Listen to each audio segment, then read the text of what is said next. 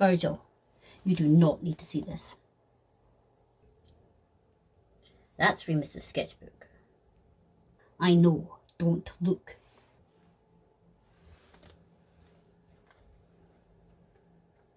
There's pictures of us all from way back. Are you trying to guilt trip me into coming back? It won't work. Do not continue. Oh.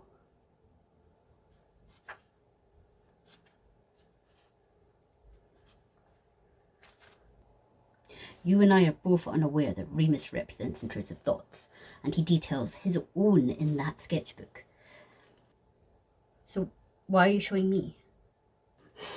Since having more interactions with the light sides, he's begun drawing more scenarios featuring you and your fellows. You have no understanding that what is drawn is a depiction of the worst things he can think of, rather than an accusation of character. You are very likely to take it to heart, rather than focusing on the worry that the drawing stems from. Over and over a theme emerges. That of rejection.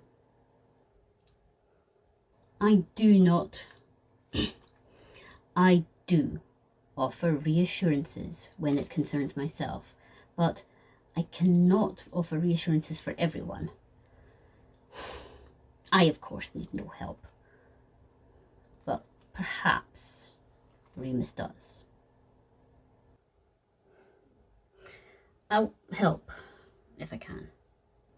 I'm sure everything that you do will have terrible repercussions.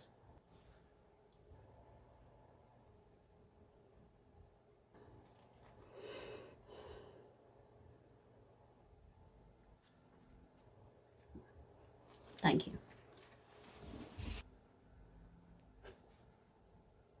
Take that, you stinking scourge in need of a scrub. Ha! Call that a blow, haughty highness. Kiddos, stop fighting. We ain't fighting, we're sparring. And calling each other names at the same time because we're awesome like that. It's like insult chicken but with weapons. Is sparring not the same as fighting? No.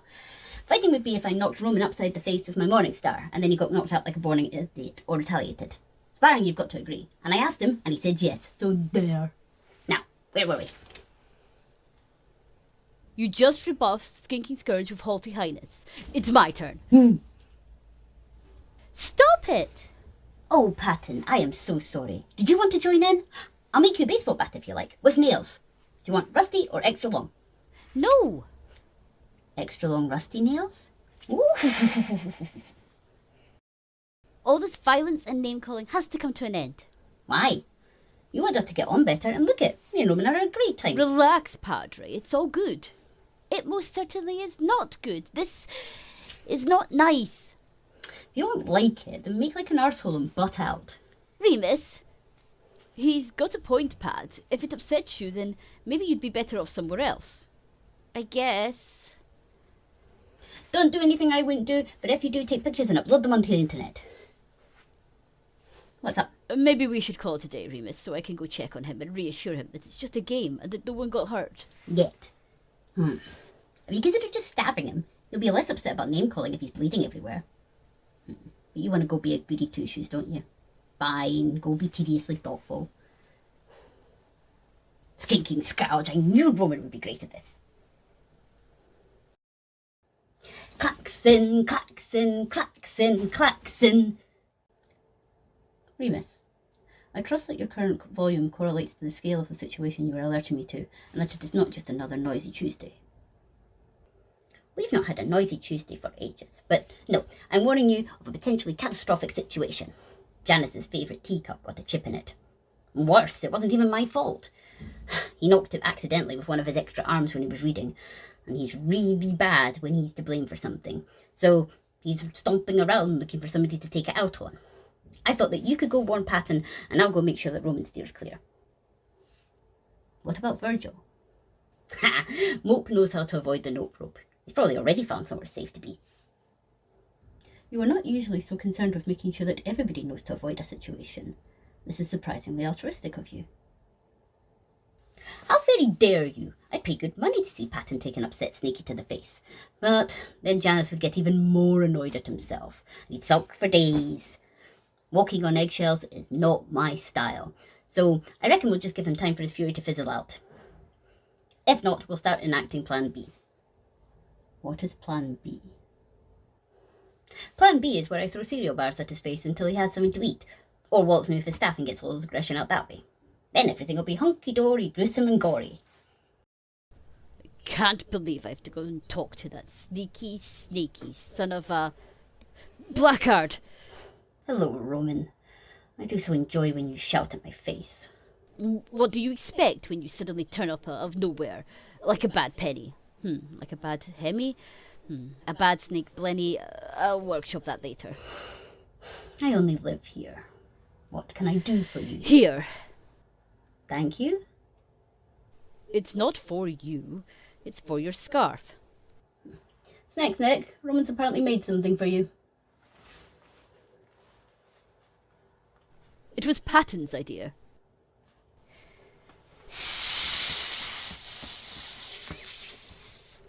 Well, that was a stroke of genius, given that Sneck does not like Patton, to admit it was Patton's idea.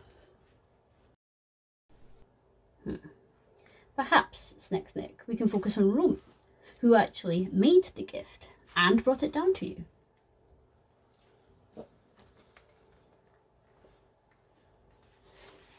Oh, well, you're welcome, little friend. Would you like to try them on? I don't know if you were nodding or shaking just there. Oh. There.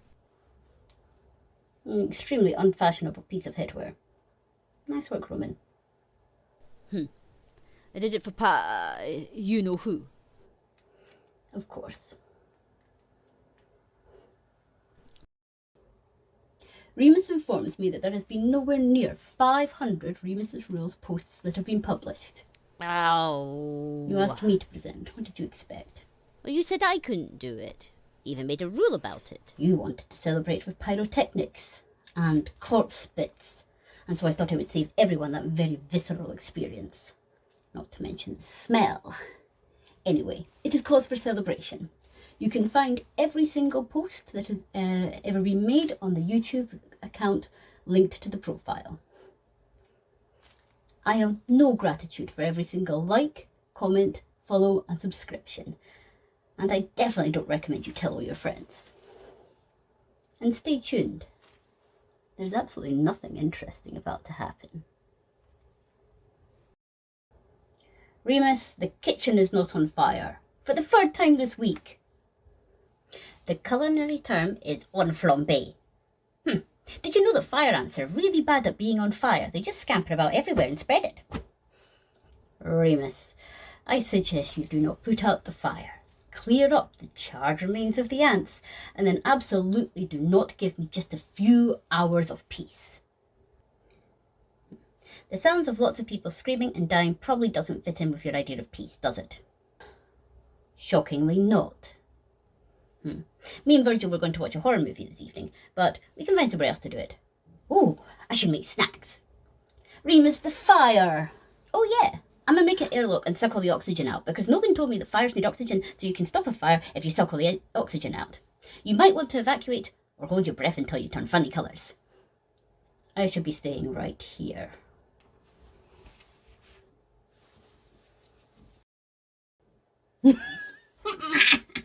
Right in the neck. You should have checked behind him a second time, like I said. Kiddos, I heard a lot of screaming. Everything all right? Pats, it's okay. Me and Remus are watching a horror movie. It's a classic. Perk your butt. It's just getting to the juicy bits. Literally, the monster needs to suck out spinal fluid in order to survive. I have been meaning to spend more time with you. You sure? Scary movies aren't your thing. I'm afraid not, but I'll give it a try.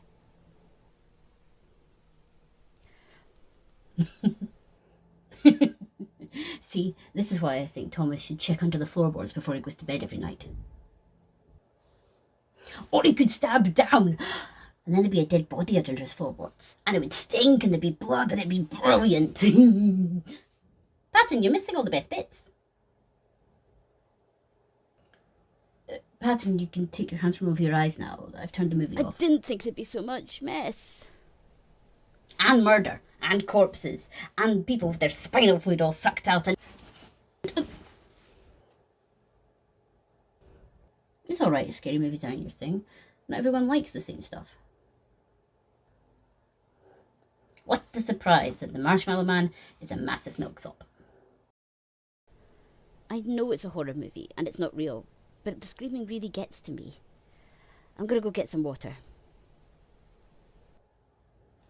He's really shaken up. I don't think we should continue in case he gets proper panicked. You're right.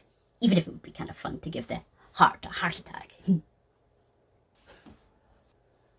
We could watch a video on the mating habits of spiders. Patton wouldn't like that. How they make chicken nuggets? I wouldn't like that. Oh, what about a making of documentary about the dark hut in the woods where everyone dies? That way Patton could see that they're all actors and that all the spinal fluids and blood and stuff is fake. Actually, that's not a bad idea. No such thing. Patton, Remus thought you might like to see a making-of programme, and it'll show you it's all make-believe. Okay, let's do that. Pass the popcorn. Not that one! You're better to stick to the ball marked safe. Unless you wanted one of my snowball surprises. The surprise is that they're stuffed with tapeworm eggs. Ugh, don't you want some nice fluffy popcorn instead? I do eat popcorn sometimes, but I like the ones that are left at the bottom of the bowl the best, with all those sharp, curly bits that get jammed in my teeth. I hate those bits. I worry they're going to get stuck in my teeth forever. That's because you're great at worrying. Remus, that's not a very kind thing to say. I meant it like a pun. You know, like worrying away a bit of popcorn or an eyeball or a tooth till it gets loose. Plus, Annie is the best at worrying. Snick, you are a good scarf. But I'm starting to wonder if your behaviour towards Patton is not becoming something of a nuisance. Really, I have all of my hands full with Remus, so perhaps we could work something out. Could you pretend to tolerate Patton? Ah, wonderful. Janus, a little help? Oh, Snick, do not extract yourself from around Patton's neck right now. I'm sorry, Patton. They have two minds of their own. I thought you said you were going to pretend to tolerate Patton. Did you lie? To me? I'm trying very hard not to be impressed with you right now. Hey, Popstar, Princey. Do you have a moment to chat? Sure, kiddo. Oh, Janus isn't about, is he? Not that I've seen. Okay. Did he do something? Say the word and I will defend you. Are you fighting again as well? All this conflict from the dark side. No, it's just... I don't want him to hear. If he does, he'll get unbearably smug, and I don't think I could handle that right now. Okay. Back in the dark side, I used to get very tense and nervous, and Janus would sometimes tell me lies. Oh, kiddo, that's horrible. I knew I'd muck this up. No, it wasn't, that's my point. Platitudes, he called them. He would say that everything is okay, or everything is all right, and it helped. Give me something to balance against all the other terrible thoughts that were going on in my head, all the worries about what could be. But saying everything will be all right is not a lie. It kind of sort of is. You don't know that, can't guarantee that. It's just what you hope. Same way as sometimes I think that everything is going to turn out terribly. It's not the truth, it's just what I think. Why are you telling us this? Because you think that lies are bad, and they are. Sometimes. But sometimes maybe not. I guess I just want you to know that. Kiddo, that was very brave of you to share that with us. Thank you. Roman?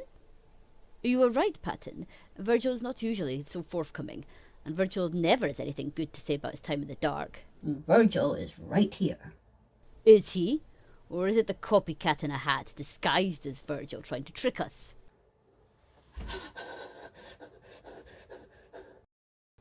Roman! What if you trip or sneeze or gesture too dramatically? Janus, show yourself, you snake. Yes. I heard you call my name. Snake is at least a somewhat acceptable form of address. What's going on? Nothing at all. I just don't like the thought of you lurking about in the shadows. I prefer you where I can see you. As you can see, I am elsewhere. Is the sword really necessary? It's likely to be doing wonders for Virgil's anxiety.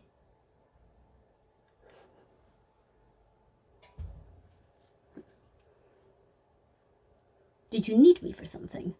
Or did you just want to remind me that swords are sharp? Fine. Keep your secrets. Deceit? I figure it's high time I actually tell you how I take my tea. You don't mean to tell me that the excessive sugars are not in fact a delight to crunch through? No, I'm part hummingbird. I like even more sugar in my cup. Go on then. Show me how you actually take your tea. And then I will tell you why you are wrong. You are so pernickety and pretentious. Some of my better qualities. Roman, you lied to Janus. I know, but I did it to protect Virg. He didn't want that rotten reptile to know, so I thought I'd fabricate an excuse to cover for him. Maybe the kiddo's got a point. Maybe not all lies are necessarily bad. But that means I need to rethink everything about that about Janus. He does seem to genuinely want to help Thomas. But can we trust that? Sometimes you just gotta have faith in the good of folks. Easier said than done. I know, kiddo. I know. Virgil, I wanted to offer my deepest apologies about the other day. For when you said that all my music was like a dirge, and that you lamented the lost opportunities of the musical notes. No. When you said that I must apply my makeup with a toothbrush, which I don't. No. When you accused me of not being me and then stuck a sword in my face. That's the one. I mean, I'm sorry about that. Well, I'm not wildly keen on you waving that sword anywhere near me. I'm actually kind of impressed you were so on guard. Especially when you thought I might have been Janus in disguise. Next time, though, could you point a finger rather than a sword? Wait, you're not going to get on my case about being nice to the snake? Hell no. Janus is a liar. I think we could all do with remembering that. Finally, somebody else who gets it. So you agree and don't think we should trust him? If you'd asked me that a couple of weeks ago, I'd have said not as far as you could throw him. But throw him first anyway. Ha! But What now? he's a selfish jerk, but he came to me to make sure that Remus was doing all right. He's never done anything like that before. That shows that he's got some capability to care. And that got me thinking about my time in the dark side when Janus would tell me that I was worthless and that I didn't matter to Thomas. Those do seem like excessively villainous remarks, even for him. At the time I thought they were true because they matched up with my worries, but now I'm not so sure. Ugh, this is so confusing. Either he is a bastard in a bowler hat for saying such things to you, or he is a liar. But if he's a liar, that means maybe he's not so bad. Yeah. Well, he shouldn't have lied to you. Not so sure he can help but lie. So what do we do about him? We stay on guard and don't take anything he says as genuine. He is deceit. But maybe there's more to him than that. I've an idea. Trust building exercises.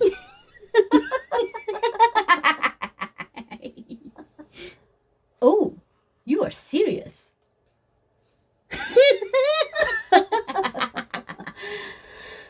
This seems like a very well thought out idea of yours, Patton. Or it could help. Roman, you catch Remus and show how it's done. You know what? I'm game. Padre, I don't think... Can we at least try it? Okay. Wait, no run-ups.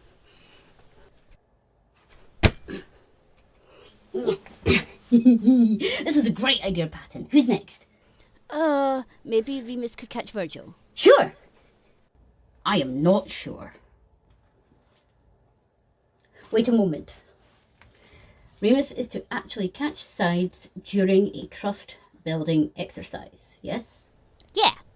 Let me see that's what you actually wrote.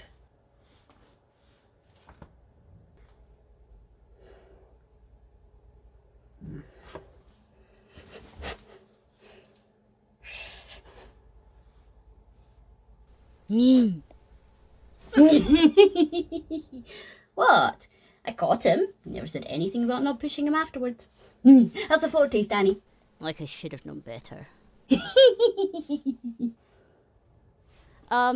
Moving on with our trust exercises. Which are going so well. Now you, Logan, you fall into Janus's hand. Logan, I shall catch you. Very well. Janus! You said you would catch him. Which part of deceit have you failed to grasp? Sorry, Logan. It is all right. I predicted as much would occur. Might I suggest that we continue before somebody gets hurt? Gets more hurt. I've got 2 darker sketchbook pages for you today, and there's angst aplenty incoming, so you have been warned. There we've got everybody skipping off into the light side. There's Patton and Virgil and Roman and Logan and Janus and Orange. And nobody's noticed that I'm sitting alone in the dark. There's another one. Here's everybody, and they're all smiling and happy and shit. And they're inviting me to join them and have a big dumb mask so that I can smile all the time. Except, nobody's really happy. Virgil's wringing his hoodie, and Logan's hands are clenched into fists. Roman's messing about with his sash, and Janus, even though he's not saying anything, he's gesturing at me to stay back. This one did keep me up at night. But then I drew it out, and then I was like, fine. Remus. Yeah? You've been in your room all afternoon. Yes. It is quiet without your company. I miss you. No. You missed me with your staff when you saw the state of the stairs, so I have made a tactical retreat. You've got to come out of there at some point. I really don't. Okay. Remus, I would like for you to come out of your room so you can make a start on clearing the stairs so that they no longer resemble an obstacle course. If you do, I promise there will be no further repercussions, and I will stop attempting to hit you with my staff. Have you got your staff with you right now? No. Get bed. I know you do. How? Tracking device in your staff. Janus, the appearance of your staff is different of late. It has not undergone several extensive repairs. I had to remove not 1 but 2 tracking devices from it. I would ask Remus for a new one, but I am somewhat afraid of what fresh horrors he might conjure up. You could always ask that Roman make you one. It is unlikely he would want to help me. Whilst some small progresses have been made, we remain at odds with one another. That is exactly why you should ask him for help. Have you heard of the Benjamin Franklin effect? Of course, but perhaps if you were to provide a summary of what you understand it to be, that would ensure that we are both on the same page. Benjamin Franklin once had an adversarial rapport with a rival legislator. He asked to borrow a rare book from the collection of the rival and was lent it. This prompted the rival to rethink his stance on their relationship due to the resulting cognitive dissonance. After all, one would not lend a book to somebody that he hated, therefore he could not have hated Mr. Franklin. This is called the Benjamin Franklin effect, as the pair of them became much more civil towards each other and later became lifelong friends. Curious, and you think that this could be utilised to help me and Roman? Roman and I do. As you so often laud the benefits of lying to get the outcomes that you desire, through flattery, deception, or misleading statements, this seems like the kind of psychological manoeuvring that would appeal best to your nature.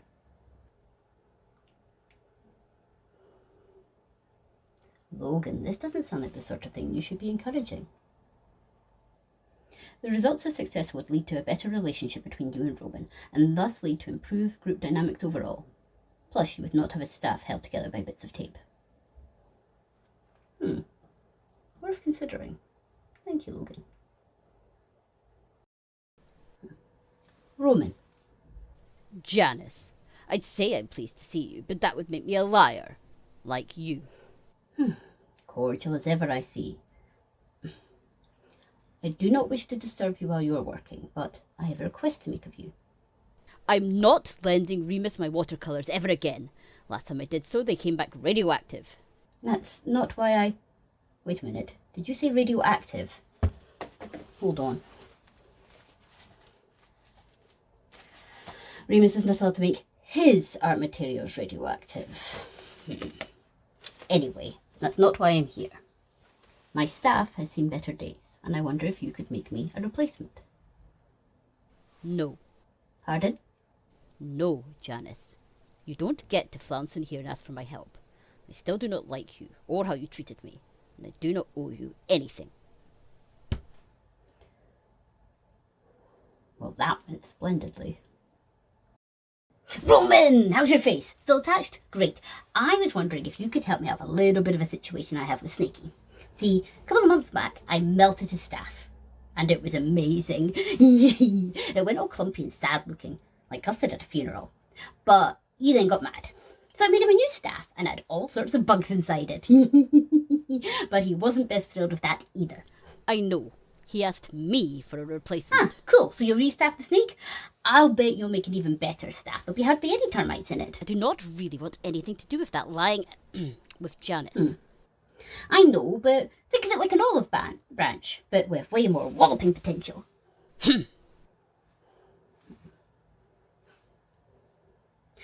But just picture this. Imagine you giving Janus the bestest staff ever at the book group in front of everyone. So everyone would be there to witness my good deed. All right, I'll do it. Yes! Thanks, bro. You're the best. Hello, I am here. Welcome to the book group, Roman. There is tea, biscuits, you know the routine. I have something for you. Janus. I thought you were not going to make a staff for me. I changed my mind. Besides, you have a certain aesthetic to keep, and the staff sets off the whole ensemble. This is This is not bad. Normally, a thank you would be in order. Normally, I would reserve my thanks till after I have scrutinised a gift from my creativity to ensure it merits such. Relax, Snakebutt. Roman made it. There'll be no tricks or traps or bugs or poison. Not unless Roman suddenly got a lot more interesting. If I had, I could easily blame it on you being such a bad influence. Ha! The worst!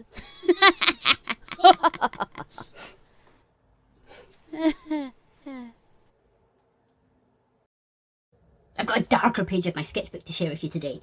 There's nothing too dramatic, but a bit of angst. There, see? We've got my brother and me, and we're both bored. There's no ideas, no spark, there's just emptiness. I hate being bored, but it does happen. When it does, I've got to tell Snaky. That's rule number 1. Lately, though, I've been too busy to be bored. I've been hanging out with Nogan and watching horror movies with Annie and sparring with my brother. It's been neat. Even if Patton doesn't exactly approve. Whee! Remus, in the name of all that is Thomas, what is going on? I turned the kitchen into an ice skating rink. Sort of. Deep Blue told me about an ancient alternative to ice when they couldn't make things cold enough. They used lard and salt. So not only is our kitchen slippery and rather hazardous, it now also smells rancid. So do I. I slipped a couple of times. I am not considering putting Logan and all of his educational materials through a wood chipper. Deep Blue would not like that. Neither would you.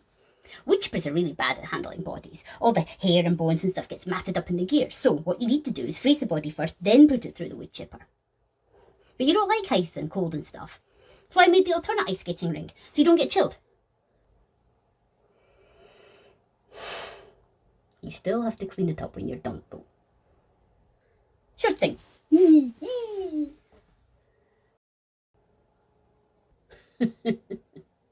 Kiddos, what are you up to? Hey, Pads.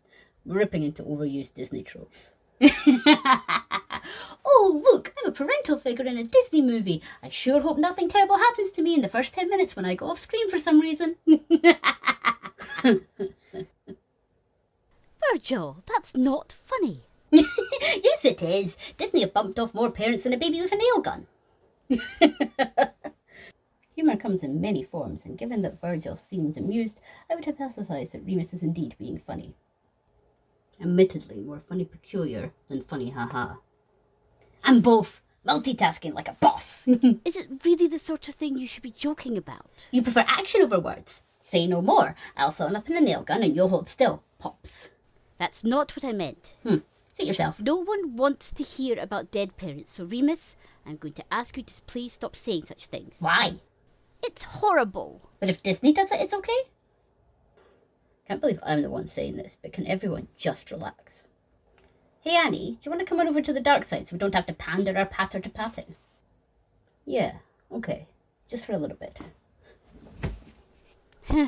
Kids these days. Patton, you do not have to monitor every word said, especially when it comes to Remus. It would be a full-time job. It's not that, it's just that Virgil didn't used to laugh at such jokes. Yes, he did. Surely you've seen that Virgil possesses a sarcastic streak, and often smirks when things go awry. That is indeed accurate. It's not a bad thing, Patton. Virgil often predicts the worst of outcomes of any given situation, and so a darker sense of humour can sometimes help to ease tensions. But he shouldn't have to think about the worst things, and Remus, he's always coming up with the worst things he can think of. What are you getting at? I think it might not be good for Virgil to hang around with Remus as much. Patton, Virgil is anxiety. Exaggerated fear of undesirable outcomes is one of his primary drives to help prevent said outcomes. I just want the kiddo to be safe. Virgil knows Remus well and can make an informed decision about whether he wishes to interact with him or not. Logan is right. You have to let him make his own decisions. He might not always choose what you want for him or what you think he should do, but trying to force your opinions on him will only lead to unpleasantness. Besides, you should not have to take responsibility for all the sides. If I was to take even one iota of responsibility for Remus's actions, well, I would be stuck endlessly apologising after him. Janus, are you aware that there is a great deal of noise coming from the kitchen? A melodious racket. In case your curiosity is piqued, I would definitely venture forth to see what Remus is currently doing. What is he doing? Roman mentioned not feeling his usual fantabulous self, and so Remus got it into his head to make some chicken soup. Starting with a live chicken that evidently does not want to be soup. I fully plan to involve myself in this, one of his more ludicrous endeavours. That seems sensible. Speaking of, Roman ought to have sense enough not to attempt to consume whatever results Remus ends up with, but he may benefit from a reminder. I wonder if he would be so good to provide such. This will avoid any misunderstandings, misinformation, accusations of lying, and so on, and so on, and so on. Perhaps sooner rather than later. There's a new rule in the rulebook. Remus is not allowed to use the washing machine as a chicken soup maker. Duke of Pew. Clown in a crown. Delinquent D-bag. Wait, what? Delinquent D-bag. You know, short for douchebag. You win. Pardon? You win. I don't like that nickname one little bit. Wait. I have called you hundreds of names, and that's the one you find objectionable? I called you a Pond Scum Sunday. Yeah, you did. And a green obscene meanie. Oh, I liked that one. What is it about delinquent D-bag that you don't like? Why do you want to know? So I could avoid that sort of thing. I know that you tone down your so-called insults when we spar. You don't call me anything I can't brush off. But you know plenty of other names that would be much harder for me to ignore. Well, if I called you something you hated, you wouldn't want to play anymore. And that would suck. So let me do the same for you, because we both enjoy insult chicken but with weapons as well, and I would like for us to be able to keep playing.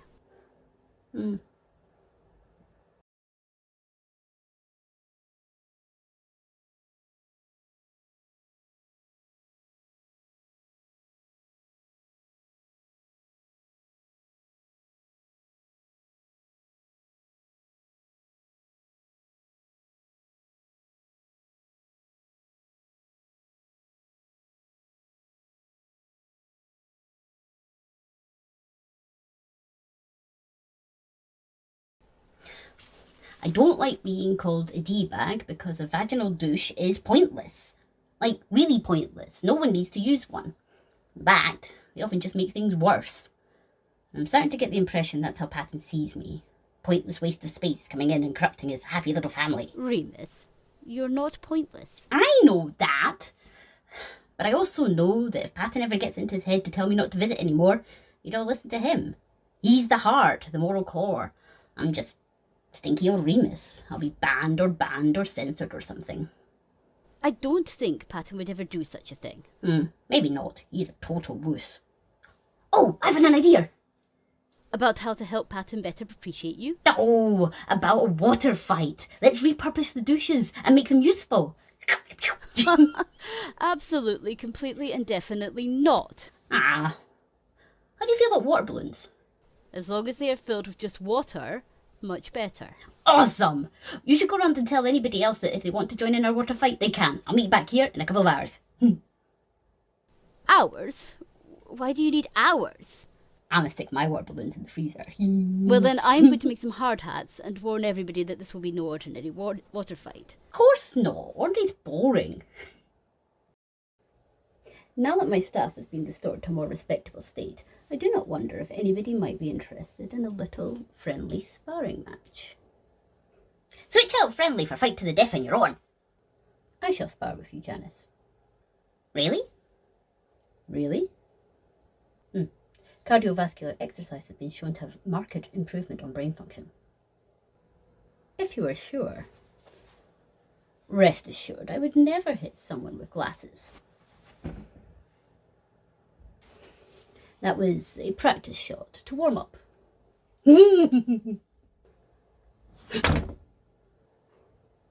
Give me a lever long enough and a fulcrum upon which to place it, and I shall move the world. Archimedes.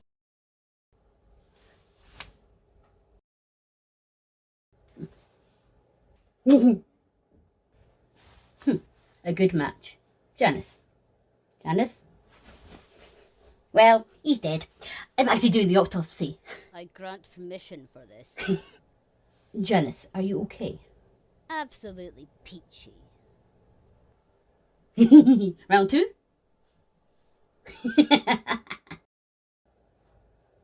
A flower bouquet. What's the occasion? It's spring, so I made a springtime floral arrangement. Don't the flowers look marvellous? If you happen to like pastels, then they are lovely. Princey will attract bees, because I don't like bees, because they can fly into your face and they can sting you and you could be allergic to them and then go into anaphylactic shock and swell up like a balloon full of blood. Not bad, bro. See, Remus, Roman makes such nice things. Why don't you give it a try? Okay. Look at that! More flowers! You stole my idea. And Patton wanted some decorations that look just like your ones. But you just copied me. Something's not right. Remus, this isn't like you at all. Where's the catch? I made a bunch of flowers that look just like Roman's, only mine are all booby-trapped. Wait, what kind of booby-traps? You said booby. Some of them will explode if you touch them, and others will explode if they're left alone for too long. Only you could make a daffodil decoration devious. And deadly. One of them has got a radioactive half-life. Hold it. You are not allowed to make radioactive decorations. It's in the rule book. I didn't. It's a half-life decay that'll make it radioactive, but it's not radioactive yet. This is common for radioactive materials. Remus, what is the half-life? The time it will take for the decay to become hazardous? 12 years? 20 years? Half an hour, because it's a half-life. Everyone calm down. It is a simple matter to resolve. Roman, will you please conjure a lead glass box to contain Remus's flowers? Oh, make it coffin-shaped like Snow White's casket so we can all watch the flowers wither and die, and maybe explode. You did make something nice, sort of. That's something at least. You need to stop cramping my style, fuddy-duddy-daddy. Not everything I make has to be nasty. If you'd given me free rein to make some Easter decorations, I'd have made, lots of wall stickers of bunnies. That doesn't sound so bad. All doing the nasty. Rogering rabbits aplenty. Can I just point out that there's still a box of flowers that could explode or become radioactive or who knows what? You just did. Might I suggest a compromise? Remus, if you were to deactivate your trap decorations, I'm sure there could be found space on the wall for you to add images of rabbits fornicating. I don't want that on the wall. I don't care. I can't settle beside something that I know is trapped. I want the flowers gone. It's a compromise pattern. That means no one gets exactly what they want. So, Remus, the trap decorations? Done. Rendered rubbish and unremarkable. And ready to rot. And there's the latest edition. Oh, look, it rocks back and forth. Very nice, Remus. I'd rather not see that kind of thing. Oh, I can fix that. Give me your glasses. There, I gobbed up your glasses. Good. So now everything's all blurry. Problem solved. Are you ready to come with me to the darker side of my sketchbook? There's angst aplenty and implied character death. The character being me. There. We've got Timothy, and he's mad. He's saying, there's no place for you in the series. We keep getting demonetized. So you need to go. Forever. And then he adds that I won't be missed. And I'm just accepting that. I'm fading away to nothing. I don't think I'd like not existing. I'm having way too much fun being me and getting all up in everybody's grill. Besides, even if Thomas doesn't realise yet, he does need me. Remus, while we wait for the experimentation to percolate. I can't wait to find out how mouldy coffee grounds taste, even after they've been filtered. Are you sure you don't want some? You can have as much mayonnaise in yours as you like. Or wine, because you like wine. No, thank you. But, as we have some time, I wonder if I might ask you a question. Yeah? You possess a strong drive to create, to come up with new ideas and see them through to completion. I am Thomas's creativity, after all.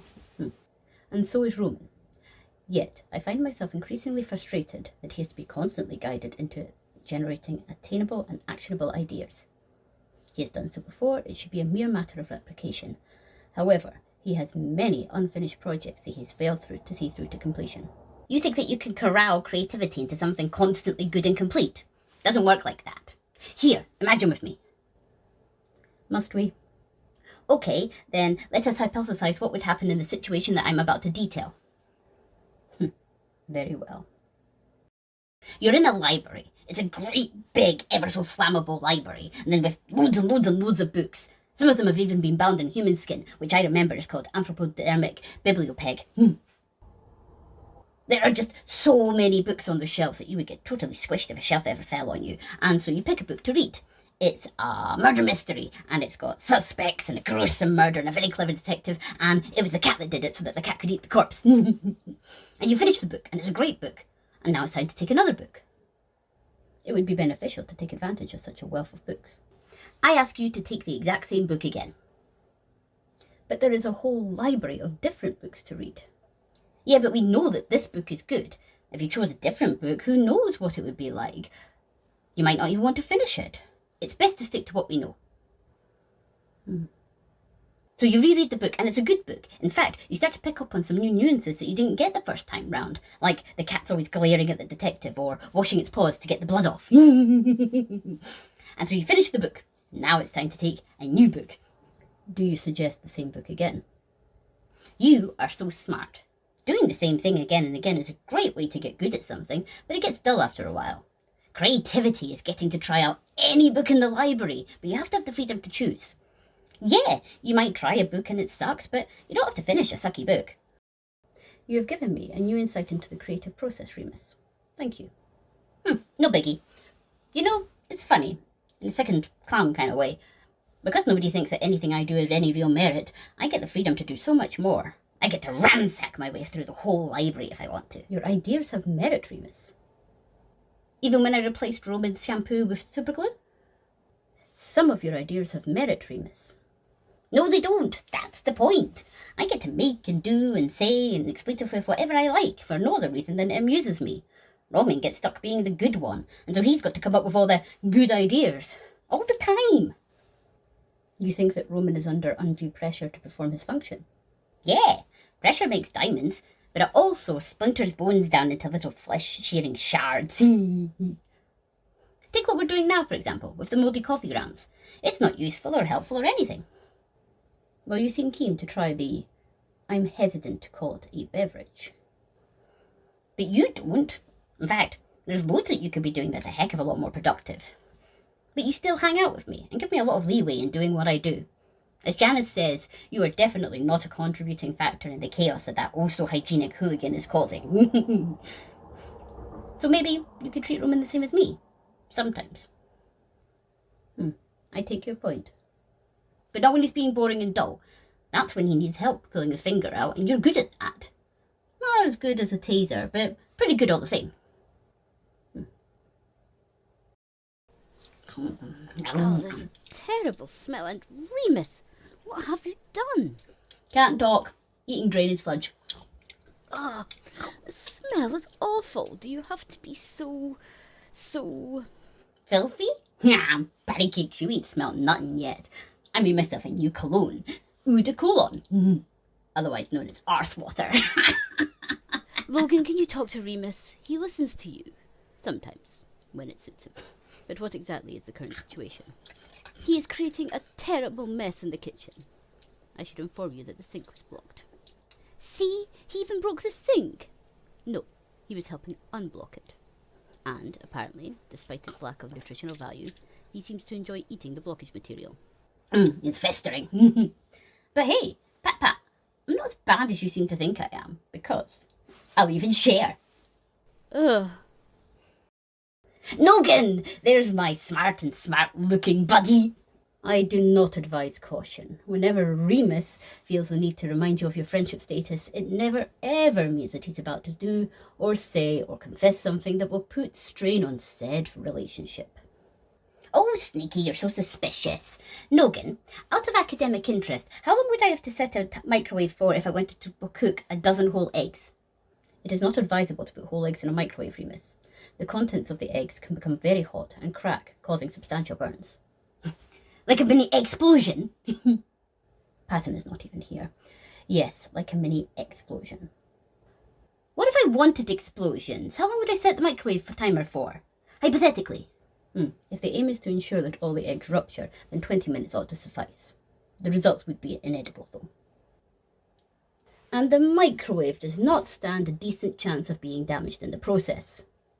It is a hypothetical scenario, Janus. Now I just need to wait for Choke to lay some more eggs. What is Choke? A very strong temptation right now.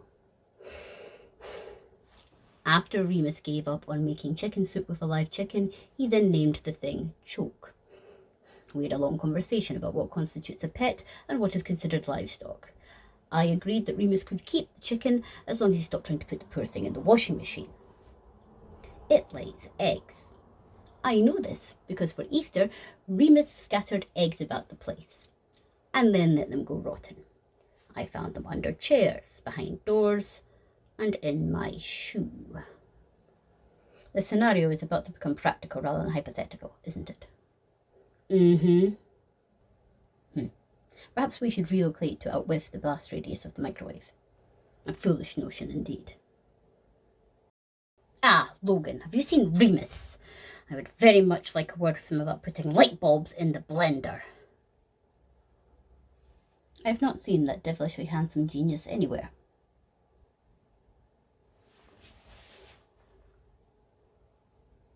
Remus. You are mistaken. I am Logan. Nice try. I assure you, I am Thomas's logic. Observe the necktie. If you are who you say you are, what does infinitesimal mean? That you cannot make a single mistake without it being brought up at every opportunity. Remus requested that I call him a devilishly handsome genius when his whereabouts were under investigation. And you, Logan, agreed to this for some reason. Yes, I summarized that the distraction would allow Remus time to extract himself from an unideal situation. And I was right. Remus ought to be safely stowed away in one of the wall crawl spaces, or in his room, or at the very least out of immediate range of your staff.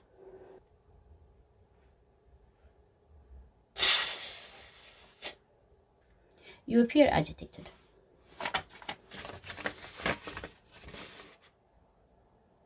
Might I suggest that you have a cup of tea and a snack?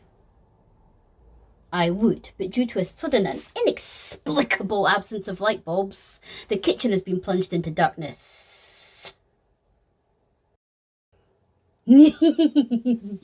Before I explain my culinary genius, Logan said that I had to state for the record that this was an ill-advised methodology and should not be replicated. But Sneaky said that I should definitely share my recipe with a wider audience, so it all balances out.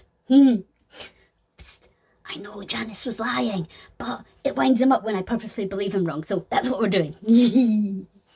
To make chicken soup, you will need some knives, sharp knives, some potatoes, some onions, some carrots, some celery, some chicken bones, and a washing machine, and salt to taste. You put everything, knives included, into the washing machine, and then you press start. The boiling water on the bones will make a broth, and the spinning knives will chop up all the veggies. When the washing machine cycle is done, you then empty out the resulting slop into a bucket. And there you go. Chicken soup a la Remus. I should mention that I didn't actually get to make chicken soup this way. Janus caught me before I could turn on the start button. Spoil sport. It would seem that Remus's attempts to increase interactions with Patton in the aim of establishing further rapport are not working. I wish I could say I was surprised, but Patton is very difficult to get on with. I thought you were lying just there, but you are not. Strange. Patton seems excessively amicable. To you, perhaps, but you do not challenge his views on what is good and right behaviour. He does not care for lying, nor does he appreciate that Remus's more outlandish antics have place. Remus has been making an effort. He really has. Yet Patton has failed to be receptive to his preferred mode of chaos.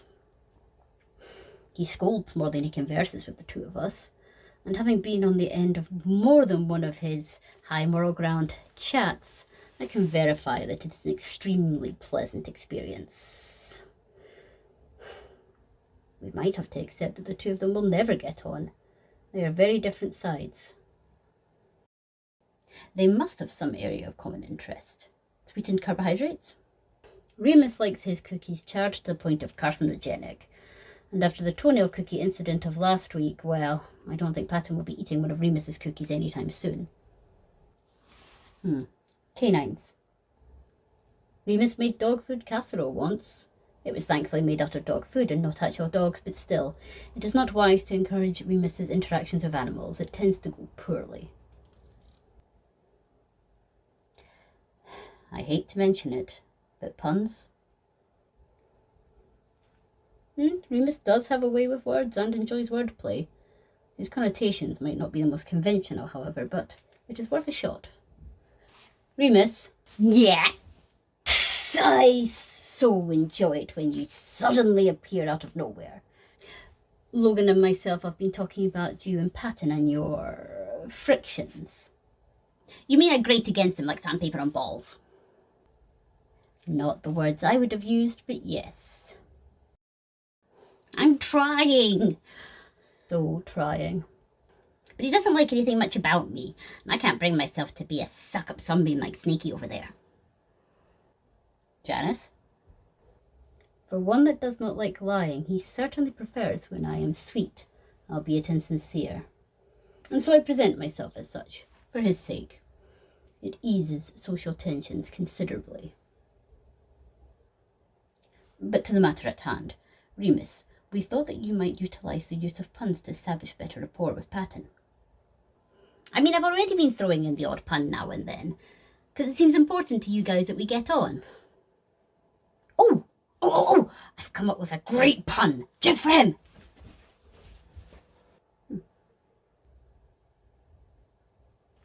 Ah! Well, that didn't work. Evidently. What happened? I put a cow pat on his head.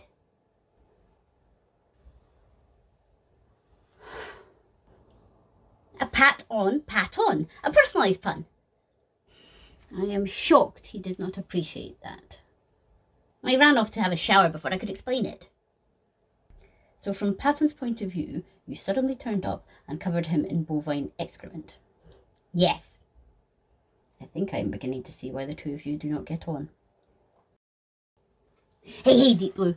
Could you give me the emergency angry snake protocol for a moment? I need to add something to it.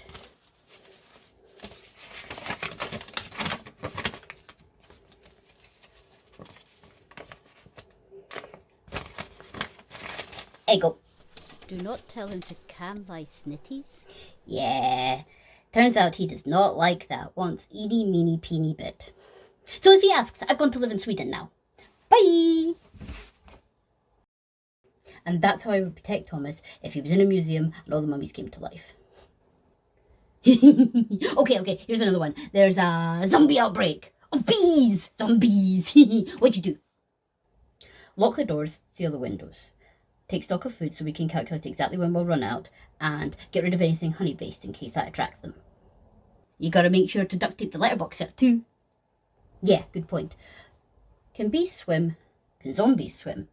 We better seal up the taps as well, just in case. And the toilet, in case you get zombies up the butt. The way that things have been going, though, a zombie outbreak would just be the cherry on the icing on the catastrophic cake. That would be so neat. Remus, don't tempt fate. Well, it would. Besides, you're great in an emergency. You've already had a contingency plan thought out for every single crisis and calamity. You'd be great at keeping Thomasy safe. Even in the instance of butthole-seeking bees. I've missed this. I didn't go anywhere. You always knew where to find me. I'm sorry. Don't be. Bee. Because we were talking about bees just there. You're deflecting. Which is something I can totally get behind because sometimes you just don't want to have those awkward conversations. But can I say something? Is it something juicy about one of the light sides? A secret kink? Or some horrible wickedness that they did in the past? No, nothing like that. Aw. I just wanted to let you know that you matter and that you have worth. Duh, of course I matter. I'm brilliant. I'm Thomas's creativity.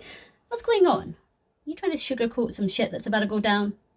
No, I just wanted to make sure that you knew that. Because Janus can sometimes say stuff that makes you think that you don't matter. Yeah, he tells me all the time, Remus, you're a useless waste of space. Especially if I've been clipping my toenails into his teacup again. You know that's not what he actually thinks, right?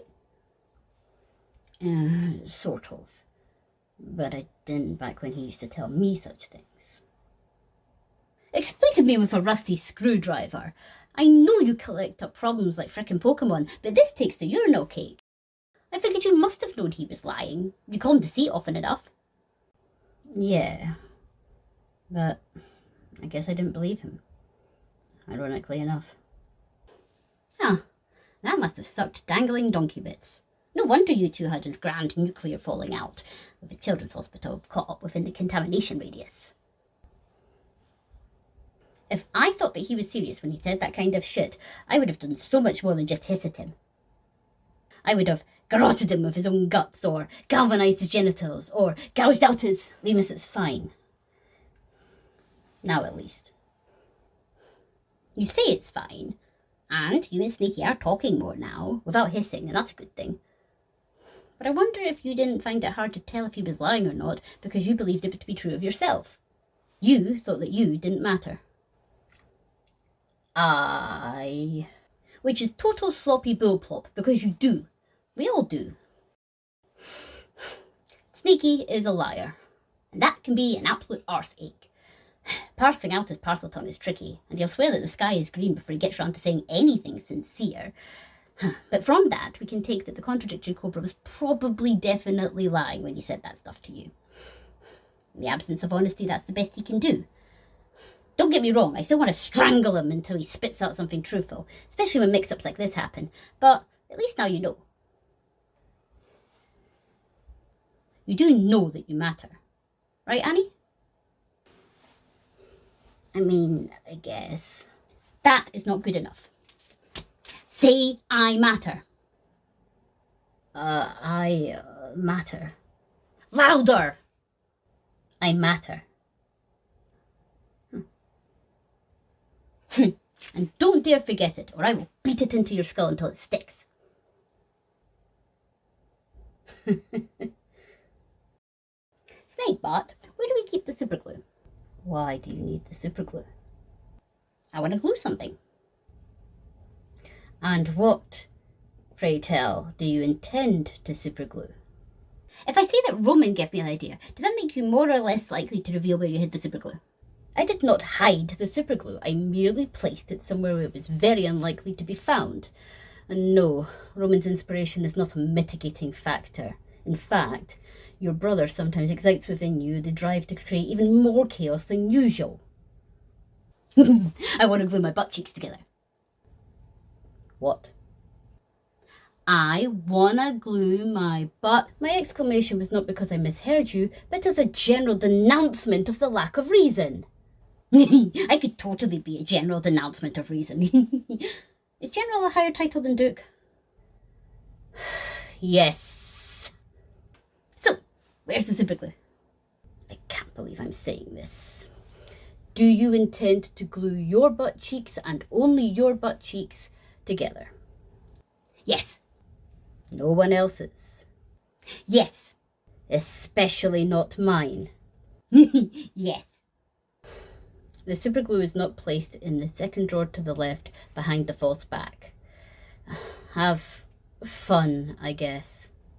I'll be sure to tell you all about how I get on.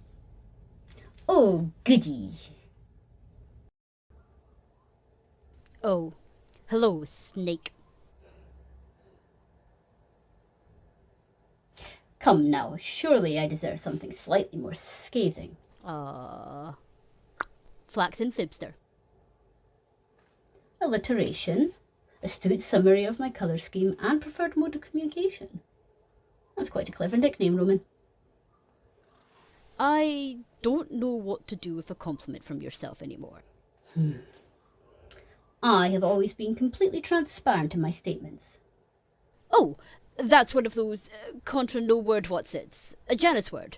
A word that can mean opposite things. Because you were either transparent, meaning clear, or nearly invisible and hard to determine. I am not impressed, Roman. You have been doing your homework. I wanted to get better at figuring out when you lie, as well as spotting your other tricksy tactics.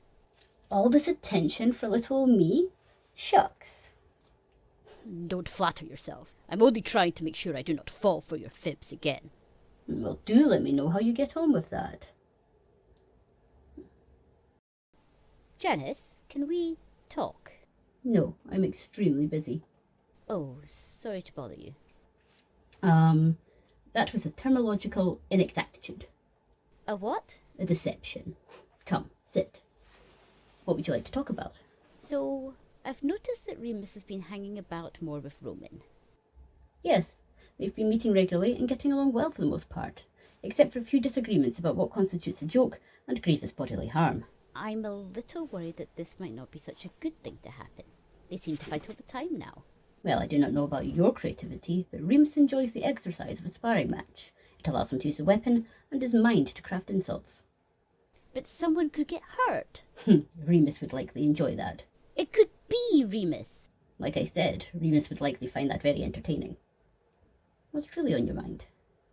Roman is starting to use more cuss words, and I heard him call Remus all manner of really nasty names. I do not think you need to worry. Remus is likely delighted at this. He's a fragile thing, very easy to offend. You don't think Remus is being, I hate to say it, but a bad influence on Roman? Roman is agreeing to the sparring matches, therefore I do not think he dislikes them. And it is natural to be influenced by those around us. Through our interactions we grow. Why would it be such a bad thing if Roman was influenced by his brother? Because Thomas needs his creativity. I agree. But by that you mean Roman, and not Remus as well. Tell me, do you fear that Remus is being influenced by Roman? Well, I don't know, maybe? But that would be a good thing, surely. By what measure? Well, if Remus were to tone it down a bit, then he'd have more ideas Thomas could put in his videos. He wouldn't have to bleep out all the bad language and have all those warnings at the start. But Remus adds a lot of humour to the videos, even if he's a little bit risque. Risky, exactly. Remus is risky because he risks that he might upset someone. That's precisely what I meant. If Thomas needs his creativity, as you say, then he needs both aspects, Roman and Remus, Remus and Roman. But you are only concerned for Roman. Remus, as much as you might have your disagreements with him, is just as important as any of the rest of us. I don't dislike Remus, I want Thomas to be good and kind. And Remus wants Thomas to tell people to chew Tide Pods. I do appreciate your struggle, but I wonder if it's not a matter of preconceived notions. You see Remus as this force of chaos, and therefore everything he does is taken to be disruptive. But Remus can be kind, in his own way. I find that hard to believe. No offence. None taken. Will you permit me some time to think on this? I would like to help you and Remus reach some form of accord. Okay, but I warn you, I'm not very musical. I might struggle to find a chord. How funny. I am not going to need some help with this.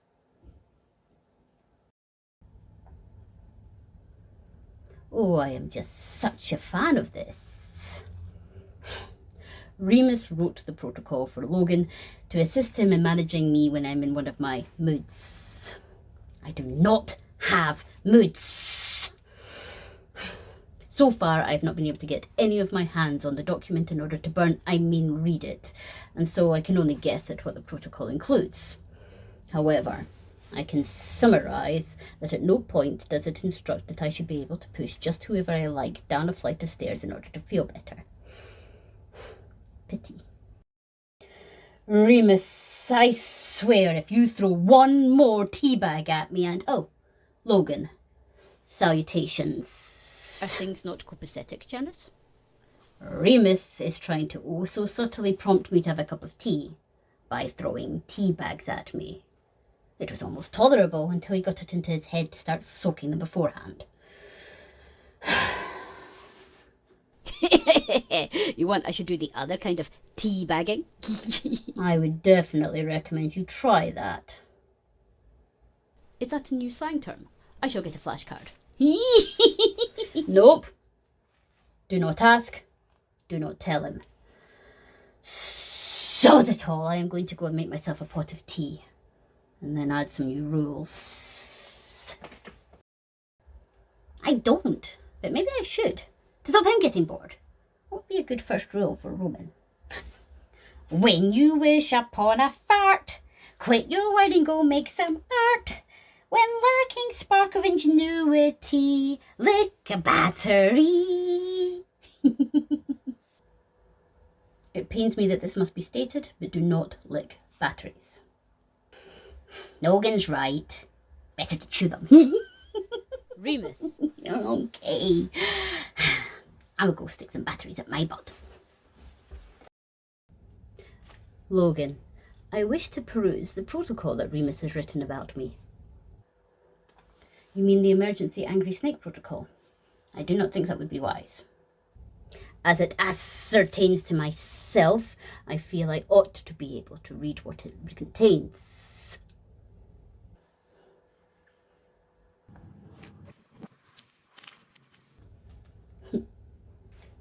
Janus. Before you open it, I would advise that Remus wrote it about you, not for you. Therefore, it contains some truths about how Remus perceives you and your actions that you may not wish to find out.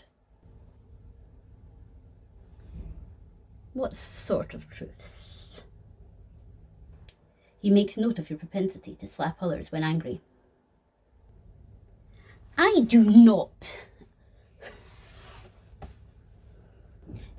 It does contain information useful in diffusing a tense situation, but it will remain more functional if you are unaware of its exact contents.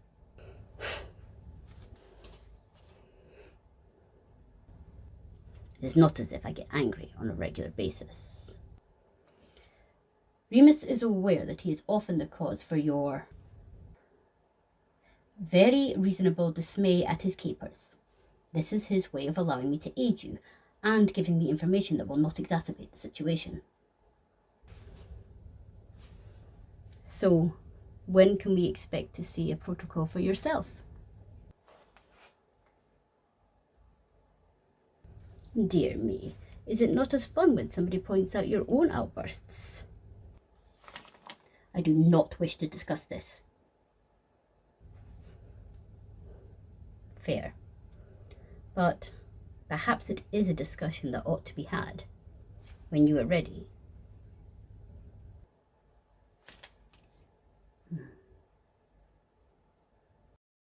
Remus, was it your intention that by outlining a set of protocols for Janus when he gets angry, you wanted me to acknowledge that I also sometimes get angry? That depends. Are you going to get mad if I say yes? No. Yes. Look, I can wind you up if that's what you need. Needle and poke at your plans until they all fall apart and you explode. Highly unlikely. Not literally, emotionally, like an outburst. You keep your emotions so bottled up, I want to help you vent them out before they get too much to handle. Hell, I'll even provide target practice if you want to throw stuff and shit. I meant that one, literally.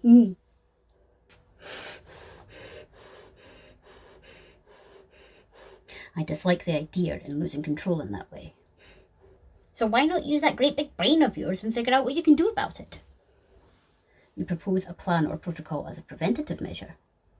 Yeah, I don't do so well when bored, so the rulebook's really good at stopping that from happening, and the emergency angry snake protocol means that Janus's hissy fits are finished sooner rather than later. So what do you need when things are starting to get too much?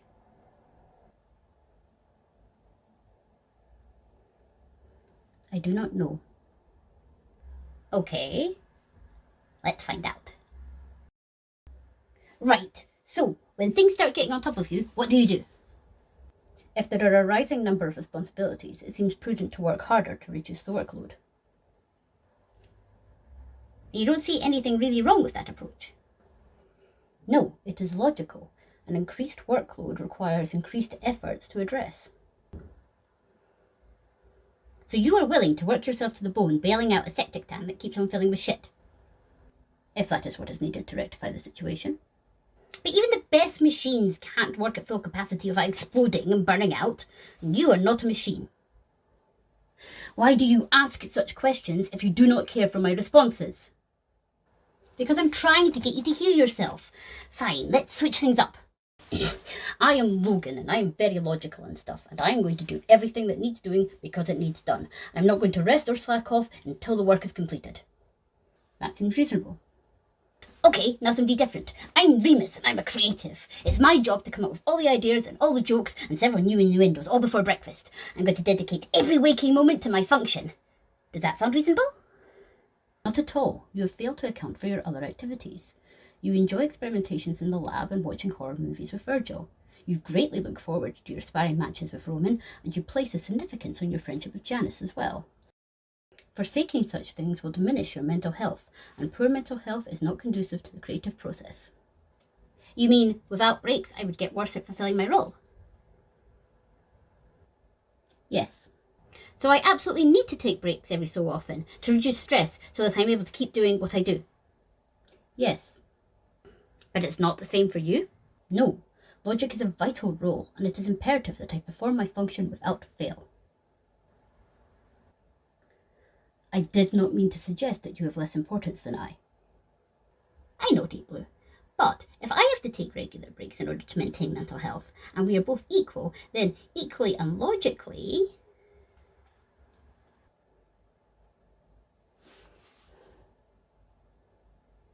Oh. Then I do as well. There we go! I knew all those cogs and gears would start turning eventually, but I was starting to worry that I was going to have to call Snakey in to do his whole self-care spiel. And that could take hours. He loves the sound of his own voice. Breaks are vital. But so is doing something for you. Something fun. What do you find fun, Logan? I do enjoy reading, but when stressed I can find it harder to concentrate. That's brilliant. It decidedly is not. Yeah, but look it. Now you've got a clue to figure out when you might be getting stressed. You mean not being able to concentrate could be taken as evidence that my stress levels are elevated? Yeah. But if I cannot even read, how am I supposed to reduce stress levels to an acceptable level? Why not reread one of your favourites? That way you already know the plot, so if your concentration's all scrambled up like roadkill brains, it doesn't matter. It seems a waste to spend time revisiting something already familiar. Hey! Why do you read? To increase my knowledge. That's the dumbest thing I've ever heard. You can get knowledge in loads of different ways, but more importantly, reading is something that you enjoy. Reading is fun. And fun is important. It makes all those happy little brain sparks. You are referring to chemicals and specific endorphins, such as serotonin and dopamine. Exactly. And those chemicals are conducive to better brain function. Uh-huh. However, I will add that impacts to the head are not. So, in summary, taking breaks is important because people need to rest and recharge, because you can't just plug them into the wall sockets. I know, I've tried. And having fun is important as well. Now, here's the most vital thing. Do you concur? In principle, your reasoning is sound. So you'll take breaks more often and let yourself have fun, because I don't know if you know this, but fun is fun. There is the risk that taking time away from things that must be attended to will have negative impact on my efficiency.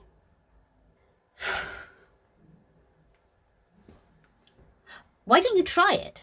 Like an experiment. You can see if your productivity is affected if you don't force yourself to work full tilt all the time.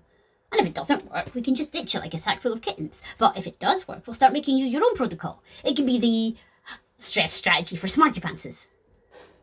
Very well. But there is such a thing as too much fun.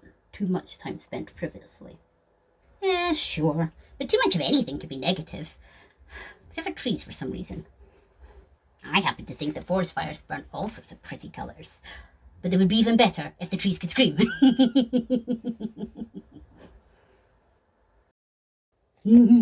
I've gathered you all here to attend my presentation on my latest research topic. Question. Do I have to stay?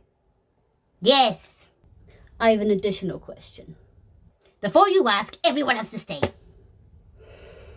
I was planning to stay regardless. I'm intrigued. Introduction. If people eat snails, then why don't we eat slugs as well?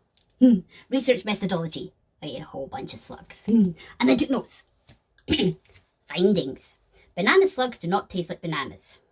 Black slugs taste really bitter if you don't wash off all the mucus. There are lots and lots of poisonous sneeze slugs, but normal slugs are fine. In conclusion, you could totally eat slugs. And look, I brought some for everybody to try. I have no fear of missing out on this particular experience.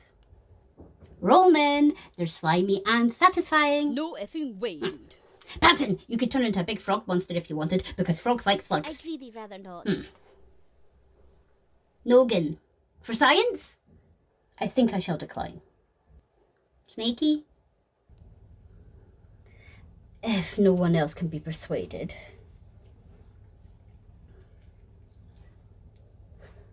Oh my, what is that? What? Mickey's not loose, is it? Because that would be bad. What the hell is Mickey? Nothing you would need to worry your pretty little head about. Unless he's loose. Then run. I see nothing of note. An acquired taste. You eat it raw? What? I cooked mine. Even snails are cooked before you eat them. Ugh.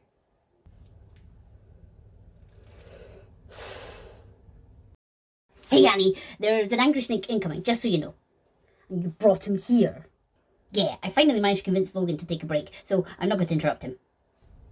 Remus! Step aside, Virgil. No. I'm not going to hurt him. I'm just going to administer several percussive impacts to the side of his head to convey an important lesson about personal property. What did you do this time? I put his sock through a blender. He put my socks through a blender. All of them! Sucks to be you!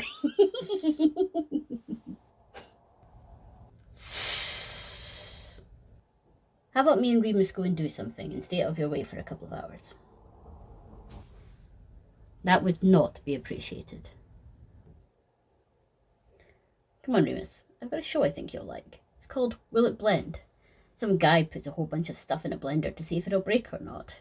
I like it because the guy wears the safety glasses. Virgil, what are you doing? I'm gonna go watch something with Remus. You'll just give him more ideas. He absolutely needs encouragement in this. In that case, I'm happy to give him all the encouragement he needs. Have I told you lately that you are all sorts of awesome? Yeah.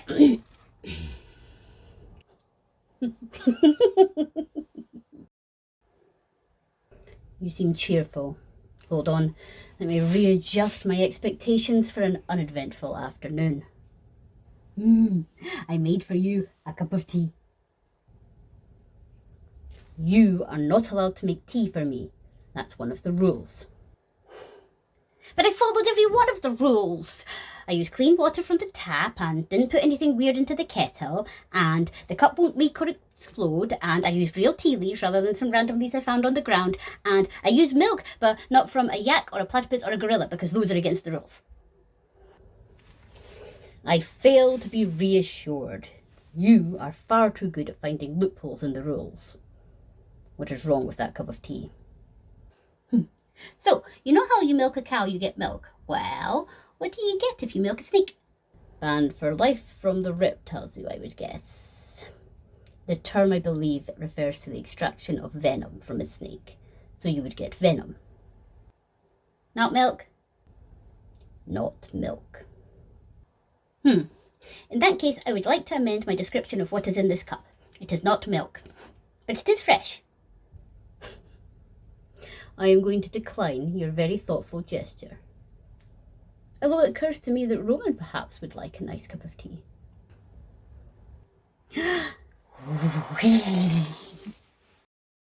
Virgil! Yeah. Oh, I love it when your voice gets scary. I've got a question for you. I told you already, I'm not going to help you dump a bucket of blood on Roman. But he wears red and white like he's asking for it. And what if he gets superpowers when he's all covered in blood? Like Carrie? That would be neat. No, it wouldn't. So the answer's still no. Anyway, am I corrupting you? Huh? Well, Papa Patton seems pretty convinced that I am. And we both know that when it comes to sensible judgments, I'm definitely more of a swinger than a hitter. So I thought I'd ask you what you think. Look, over the years I've got to kind of like Patton, and I respect him. But he's wrong about you. Yeah, you're an energetic numbskull with too many really awful ideas, but that's just you being you. If you were a corrupting influence, I'd have let you dump the bucket of blood on Roman, so we can safely say that you're not. There is a little thing I should maybe confess to. Janus left his computer unattended for a hot minute, and so his search history is plenty corrupted now.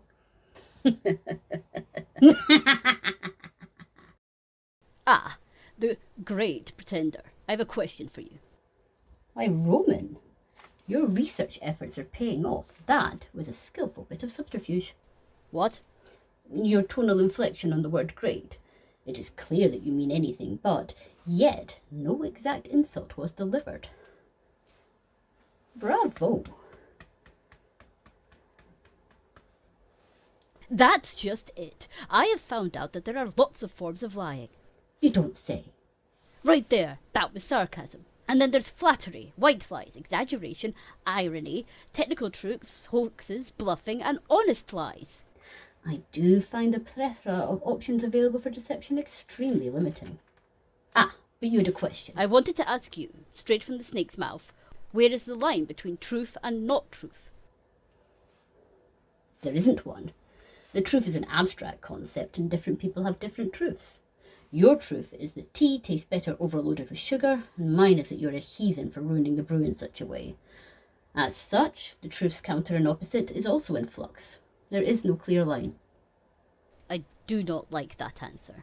I never said that you would. But might I pose a question to you in return? Does it matter if a statement is true, untrue, or any of the shades in between? Of course it does. Why? Because it does. Lies can be used maliciously. I admit this, reluctantly. But not always. Perhaps more helpful might be to ascertain what the intent is of a statement, rather than its validity. What do you mean?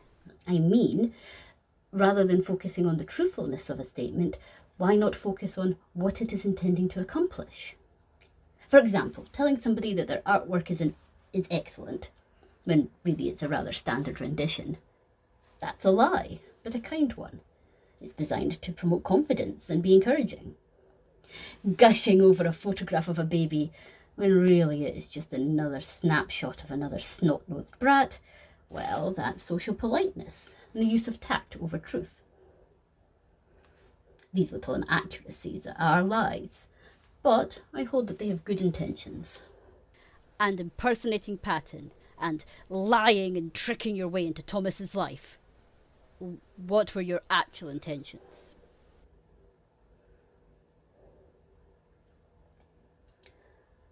I sought a way to join the conversation and reduce my chances of being dismissed immediately for what I am. I will not try to pretend that my actions were entirely altruistic, but I do want to help Thomas. I also selfishly want to be recognised and listened to. I want to make myself seem smart, and you all less so. To that end, Roman, I flattered you on your outfit, and did not correct when you did not pick up that I was being insincere. That was not fair to you. Ugh, all this honesty is also scrupulous. Okay. You've said your piece, and for what it's worth, I think I believe you. Not because I think you are at all to be trusted, but because if you were lying, you'd be trying to make me feel less manipulated and used by you. But you know that I am going to go and fact-check, well, everything you've just said. Roman? Yes? This has been mildly diverting, talking on such topics with you. I would be greatly opposed to doing so again, should you have further questions. I shall have to see if any more questions come up. Oh, Remus, you ain't just crossed the line this time. You've pole-vaulted right over it into your own grave. Yeah, we're boned. We? You were the one that told me that Janus was doing some meditation. I did not tell you to swap his incense sticks for sparklers. Sparky stink sticks. Even though I replaced them with sparklers dipped in gasoline, they did make him pretty incensed, so maybe they are incense sticks. What are we going to do? He's probably doused the fire by now, and he's going to come looking for you. Us. I hear Jupiter's nice this time of year. Ah, Remus, did you try one of Patton's cookies? They are really terrible. I prefer the ones soaked in bin juice, but Patton didn't make these. You made these? Yes. Oh no. They are perfectly edible cookies. Then why are you smiling like that? Because I'm just so glad to be sharing baked goods with my very good friend, who, might I mention, is looking very handsome and forgiving today. I've suddenly lost my appetite. Oh, Snaky, don't be like that. You liked them fine when you thought Patton had made them. It was not delicious. Why was it delicious? I used Patton's recipe and followed it almost exactly. It tastes of vanilla. Not quite. Wait a minute. I seem to recall you being very excited about discovering something about vanilla and beavers. Yeah, it's called castrum, and it used to be used to flavour things vanilla, and it's derived from beaver butt glands. Have I been eating beaver anal gland cookies, Remus? No. Infinitesimal mercies. Wait. You are still grinning. Oh, that means that there's probably something even worse wrong with these cookies. Might as well get this over with. What fresh horror have you decided to inflict upon me through the medium of baked confectionery? Tonka beans. Tonka beans? I've completely heard about those. What on earth are they? That doesn't surprise me. They're banned in America on account that they are poisonous. Anxious Annie is always worried that I'm poisoning the food, so I thought I'd prove him right this time. Poison. Good. Relax, it's only poisonous in massive quantities, and the French have been using it for years because it tastes nice. I only used a little bit, to flavour the cookies. By my calculations, you need to eat at least 2,800 cookies to get anywhere near approaching dangerous levels. So these cookies that you have made are completely safe to eat? Yep. Then why were you grinning like you had managed to trick me into eating something awful? Because you thought you'd eaten beaver butt cookies.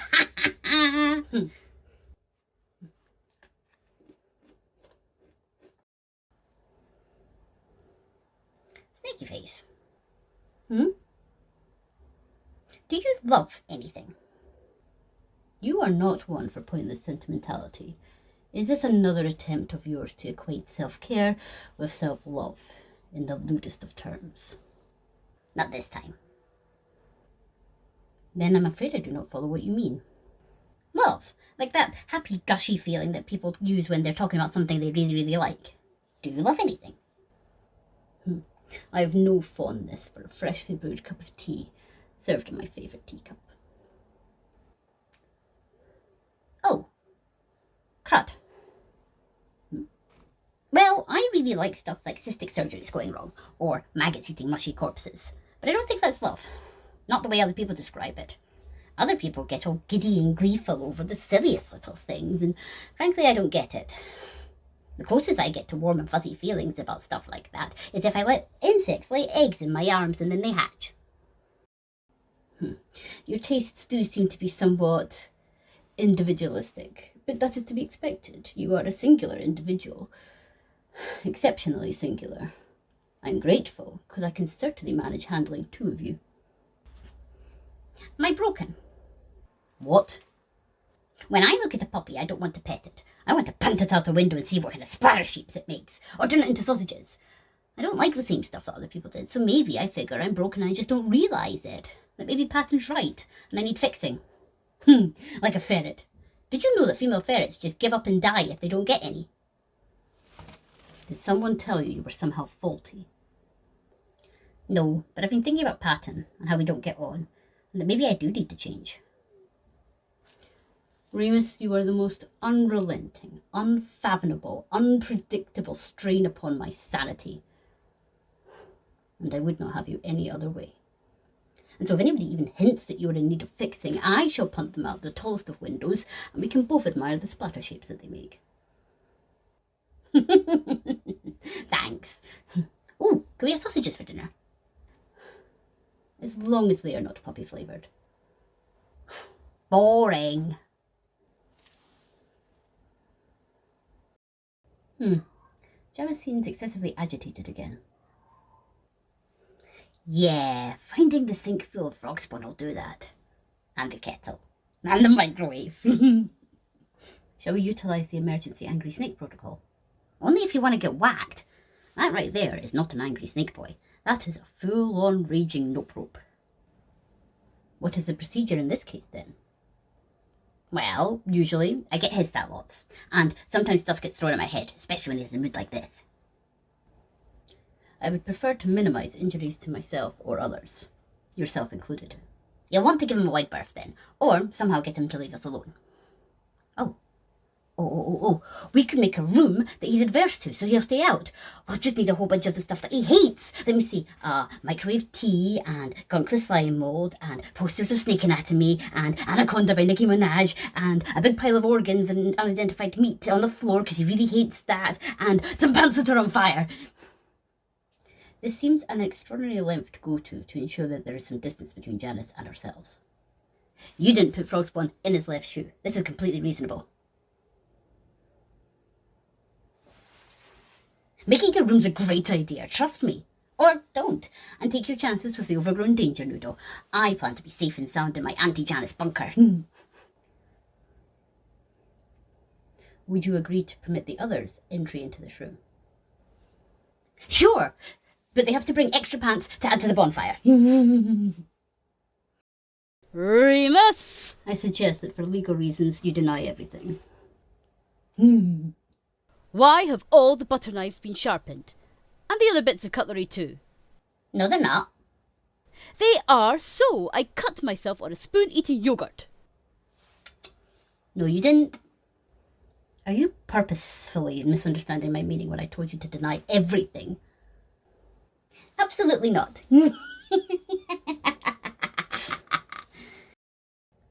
Janus, I wish to revisit something that Remus mentioned a while ago. Oh dear, and here's me just having eaten. He alluded that you put on a facade when interacting with Patton to, as you put it, ease social tensions. What of it? Why?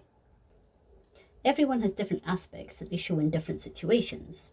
While one might make crude jokes with friends, somebody might choose to hide that bit of themselves when with their parents or at work.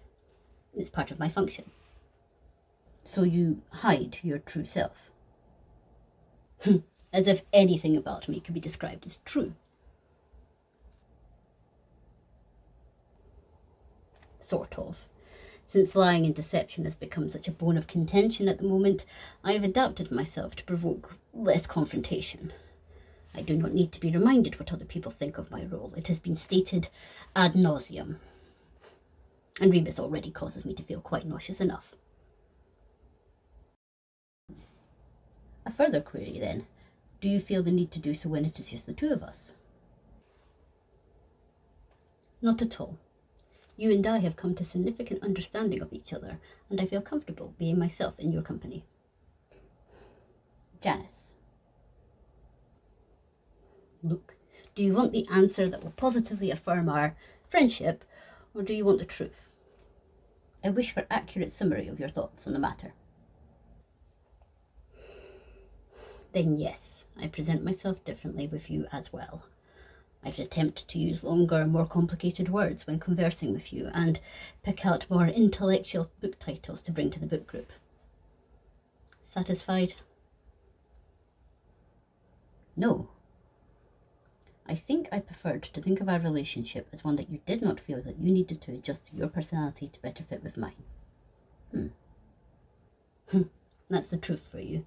Sometimes it is better not to know. But if it is of any small consolation, I feel more comfortable speaking the truth to you, even if it will be bitter. I think that holds more significance than any of the words that I might say. You are lying. It is not a small consolation at all. It is of great reassurance to me that you feel such.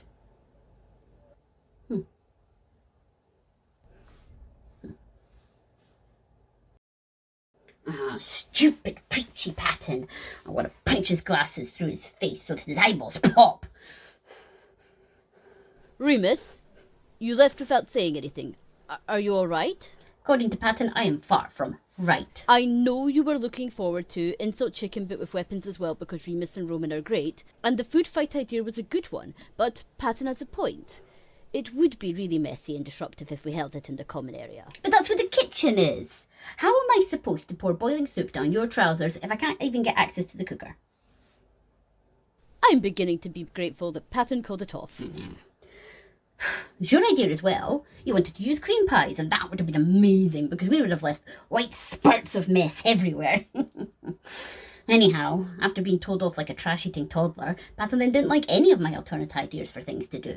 Not the drinking game where we took a shot every time somebody said something beginning with R, or chugging petrol and lighting our farts on fire, or shrinking down and seeing who got stepped on first. To be honest, I didn't really like any of those ideas either. Not the point.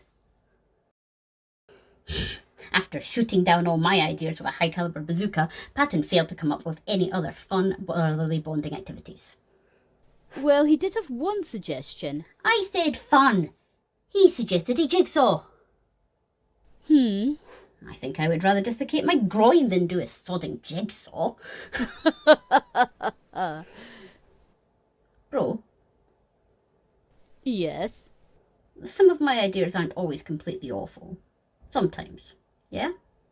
Remus, of course you do. Your idea of insult chicken with weapons as well, because Remus and Roman are great, was genius. And no one can make me laugh like you can. That's because I'm hilarious. You really are. Your jokes land well. Better than mine these days. How about we put all of Morality's jigsaws through a wood chipper, and we could see that they were making them extra challenging, but really we're just reducing them to mulch. No. Even if that would save us from ever having to do them. Or desiccating body bits so that we didn't have to sit still and put one together.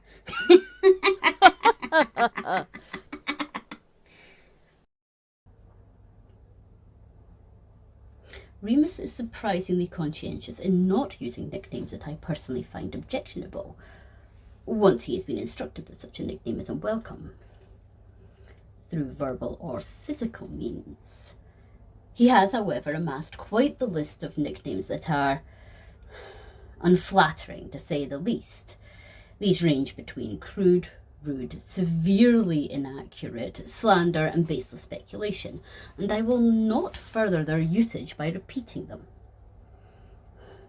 His most recent nickname for me was the piss-stained python, and although deeply unpleasant, I'm loath to ban it on account that it might prompt him just to come up with something even worse. Are you sure about this, Virgil? Won't this just make things a whole shit ton worse? I mean, normally I'd be all for that because cascading catastrophes are funny as fuck, but I've been trying really hard lately not to piss Patton off as much because you and Sneaky and Broman and Deep Blue all want us to get on better. I know, but I was thinking maybe it might be cathartic for you to get it out in the open. Talking things through in the past has kind of helped me. Besides, Patton doesn't like your sketchbook, so he's probably not going to look. Oh, but what if he does? Hey now, don't you go worrying yourself so sick that you hurl into your hoodie. You're right, Patton doesn't look at my drawings. And even if he does, he hates them anyway, so nothing to lose. Okay. But it's your decision if you want to or not. I just thought it maybe might help. So yeah, darker sketchbook time. There's me, and then there's Patton. And Patton has tied me to a stake, and there's fire burning all around. And he's saying that if I want to be light, they're going to have to burn the badness out of me. Oh, don't give me that, Luke. It's just a sketch, a passing thought, something that would suck mightily if it ever were to occur, but I don't think it will. That's a relief. I was worried. I don't even want to be light. You guys are all super boring and you have to watch your swear words and you've got to be all respectable. No offence, but I can fuck right off direct to DVD.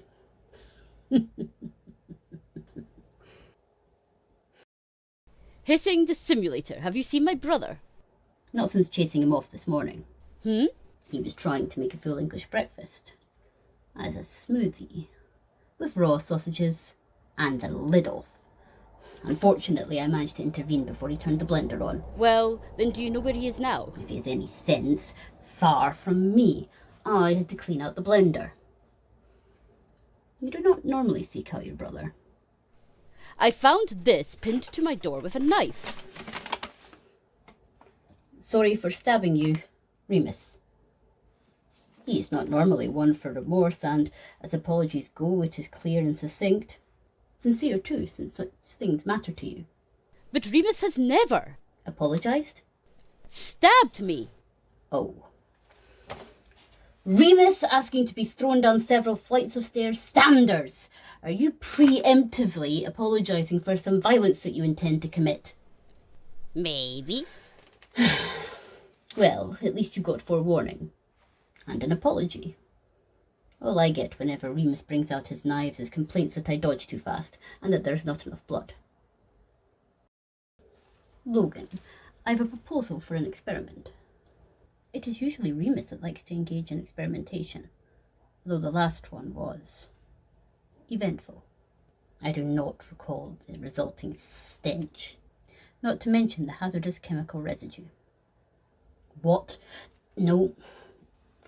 Fine, we're fictional. Do tell Virgil. I'm sure he'd be delighted to hear what corrosive chemicals Remus is currently mucking about with. But no, it involves Remus, but it is your participation that I require. My first instinct was to not somehow coerce you into helping me, but given that we are friends, I thought I would ask you directly instead for your approval. I appreciate being asked, but I cannot agree until I know the full nature of the experiment. Unfortunately, I need you as unbiased as possible, and so cannot provide further knowledge. Is there a risk that your experiment will cause somebody to get hurt? No.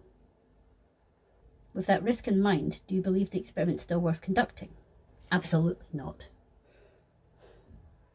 Very well, I agree to participate.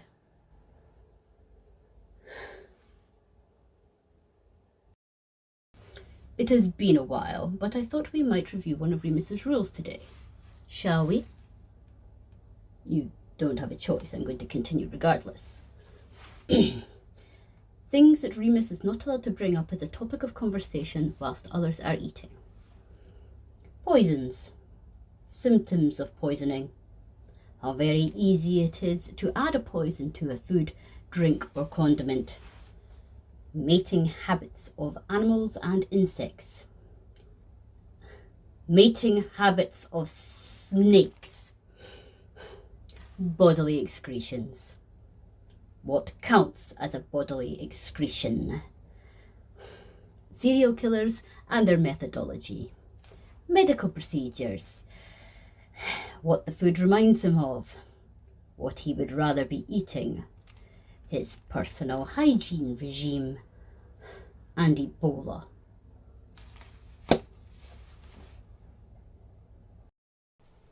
Hey, kiddos.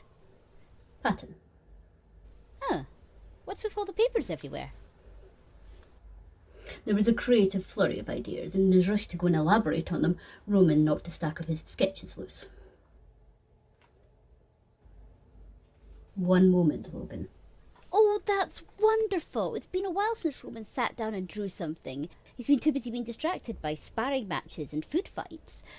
It's nice to see him so productive. Indeed it is. Oh, did I say Roman? I meant to say Remus. Oh, more of his drawings. I wish he was more tidy. I'll have to have a word with him about leaving mess about the place.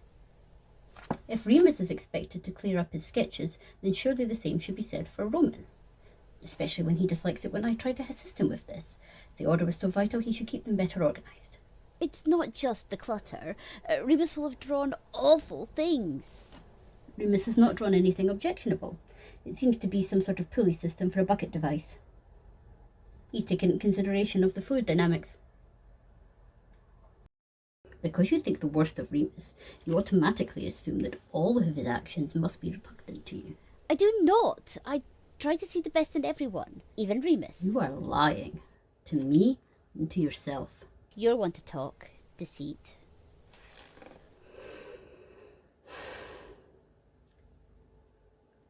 Fair. That is why I made sure that there is an impartial observer as well. Logan, your thoughts? It does seem, Patton, that you hold Remus to different standards than you do others. But he's just so unpleasant, on purpose. Indeed he is, but even when he is not, you are often disapproving of his words and actions. And him. You grant Roman and Virgil much more leniency. If Remus thinks that anything he does is unlikely to be taken well by you, he is less likely to try for moderation. I feel, Patton, that your actions may have inadvertently exacerbated the situation, and the tensions between you two. I don't mean to. And it's not as if he makes it easy for me. We know. I'm sorry. It is not us that you need to apologise to, is it? You want to see more? Like, really, really want to see more. Not like when Snaky says yes, but what he means is sod off. Let me see if I can find one that isn't too gory for you. Not that one. Or that one. No. Oh, here. Warning for angst, I guess. Here with my brother, and he's walking away from the mirror saying, just a funhouse mirror, and I'm stuck in the reflection and I can't get out. I drew this one after introducing myself to Thomasy. After what Roman said about me.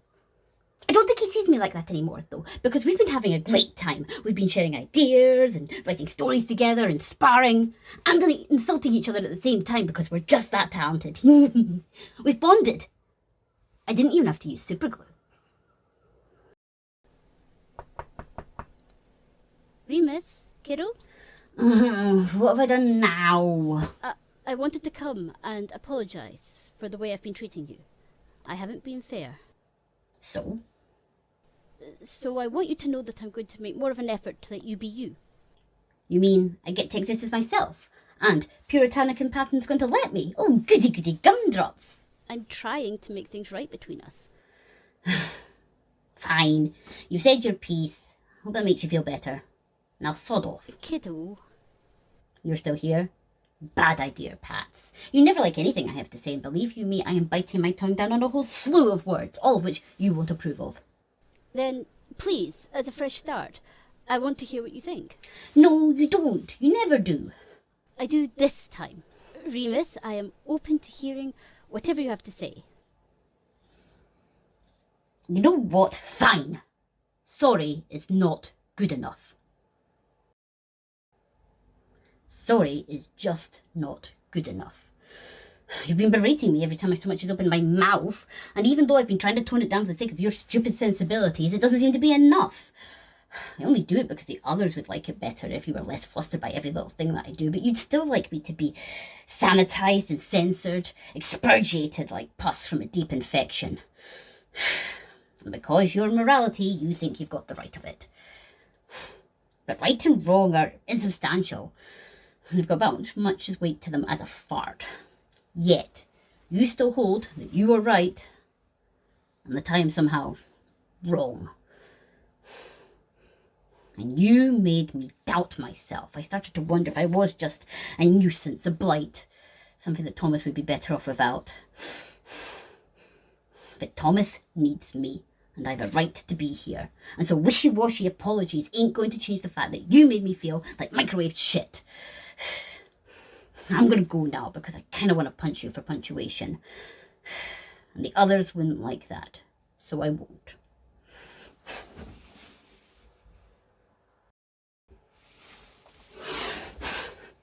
You know, Snaky, I might be convinced that this whole honesty isn't the best policy thing you've got going.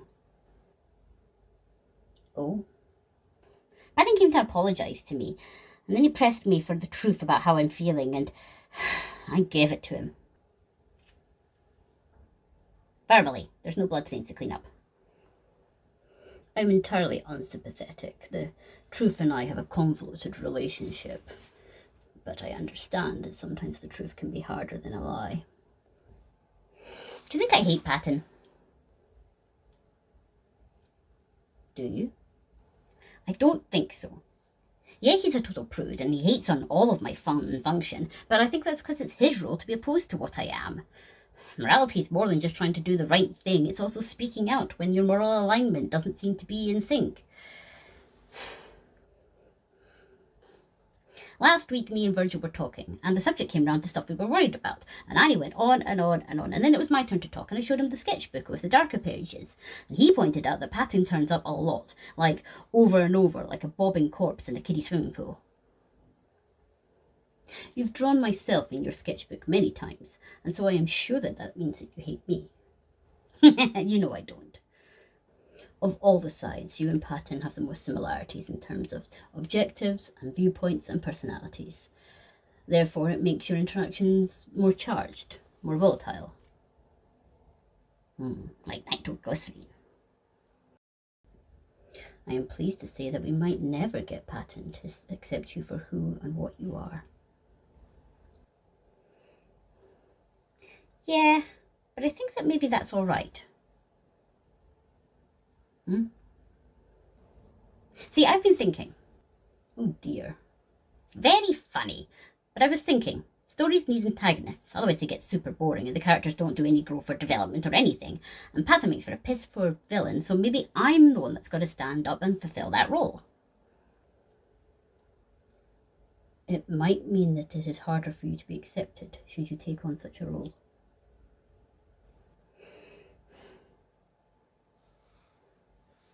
Maybe real acceptance is accepting that not everybody's going to get on and be bestie pals. Therefore, cause and effect, like a trolley rolling down a rail, ready to squish some person of theoretical interest. And what I mean is, if it's not fair for them to try and force us to change and get on with everyone and fit in, then it's not fair of us to do the same to them. If it's not fair for them to try and force us to change and get on with everyone and fit in, then it's not fair of us to do the same to them.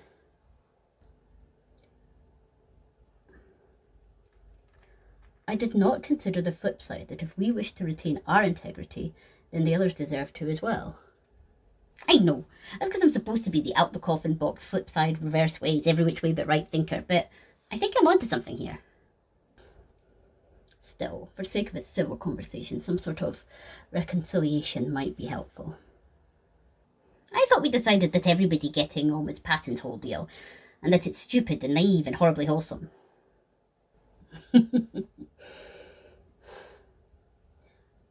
I do not want him to hear you. Us. Got you covered. I made a megaphone.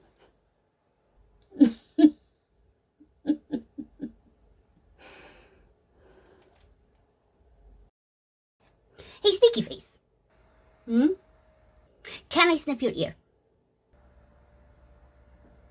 Excuse me? Can I sniff your ear, pretty please, with cherry bomb on top? Absolutely not. Also why, but also no. Stressed people make more earwax, and it's supposed to smell even worse than regular earwax, so I wanted to sniff for myself. You are mistaken, I am not stressed. Liar! You've been hissing under your breath all the time when you think I'm not paying attention, and you've been drinking your favourite tea and not looking like you're enjoying it. Plus you've been extra angry flavoured lately. The recent developments between you and Patton have not been causing me some concern of late. So I want to sniff your ear, and then do a whole bunch of stuff to make you less stressed, and then sniff your ear again and see if the smell changes. Very scientific. And how exactly do you plan to help me unwind, Remus? I am so glad that you asked. See, I have a whole bunch of stuff. I've got some chewing gum in there because Nogan says that chewing gum reduces cortisol, which is a stress hormone, and Patton's recently made a pie, so I pilfered a piece for you, and I've got some of Roman's fancy bath stuff, and there's a playlist that I made especially for you, and I asked Virgil if I could borrow his stress doll, and he said no, and then I said I'd got to borrow him in his room, and so then he said yes, and so that's in there too. Not bad. But you still cannot sniff my ears. That's too weird, even for you. Oh. Remus, I have some feedback for your stress earwax experiment. Your efforts have yielded results. I feel substantially worse. Thank you. I do, however, have a query about the playlist. Did you like it? Not really. It was all white noise and hissing static. It wasn't static, was it? It was a whole pit full of snakes getting it on. And you were doing so well.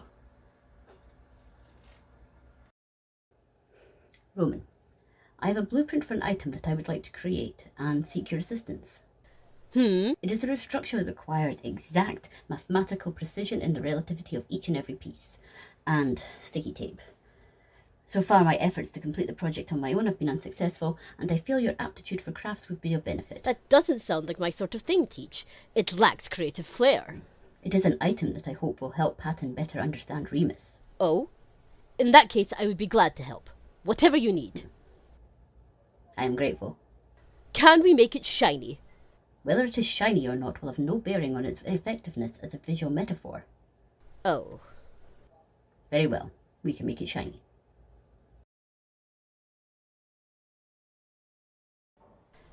Logan, kiddo, you're pretty smart, right? An understatement, but accurate. And you think I've been unfair to Remus, always thinking he's up to something awful. Not unfair, rather predisposed to not giving him the benefit of the doubt through your experience. That is to be expected. You place value on wholesome and positive interactions, whilst Remus enjoys disruption and chaos. I did try to apologise to him, but I don't think that went well. I don't get him. I can't see how he can possibly be good for Thomas. Patton, observe. Oh, that's pretty. What is it? A rhombic dodecahedron.